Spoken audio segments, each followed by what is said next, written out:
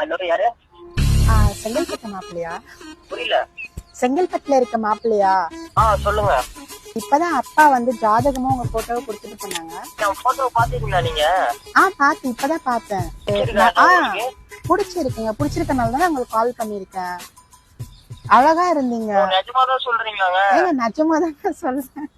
தென்னையில கிடந்தவனுக்கு திடுக்குன்னு வந்துச்சான் கல்யாணங்கிற மாதிரி. இப்படி ஒரு வாய்ப்பு. கல்யாணம் பத்தி தான் பேசணும். நேர்ல வாங்கலாம், பேசலாமா? நேர்லயா? நான் நல்லா பண்றனோ இல்லையோ, ஆனா நீ நல்லா பண்ற. சரி வரேன் கண்டிப்பா வரேன். நீங்க உங்களுக்கு எதனா எக்ஸ்பெக்டேஷன் எதனா இருக்கா? எதுவும் இல்லங்க, கல்யாணம் பண்ணா போதுங்க. அவ்வளவு வெறி மாப்பிளைக்கு. சரி அப்போ லைக் நேர்ல மீட் பண்ணலாம் நம்ம. சரிங்க. யாரு கூப்பிட்டு வரீங்க? நானு, எங்க அப்பா, எங்க அம்மா, என் தங்கச்சி. போதும் லிஸ்ட் பெருசா போய்கிட்டு இருக்கு. ஓகே அப்ப ஃபேமிலியா கூப்பிட்டு வரீங்க போலியே. ஆமாங்க. நீங்க?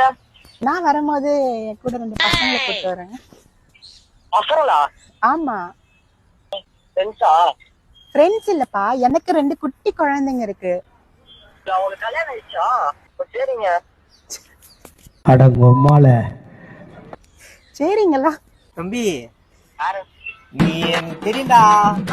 மார்கழி மாசத்துல வீடு இருக்கும்போது நினைச்சேன் பங்குனி மாசத்துல பகடா சாப்பிடலாம் பாருங்கய்யா. இன்னும் ஆண்டி முன்னாடி ஓகே.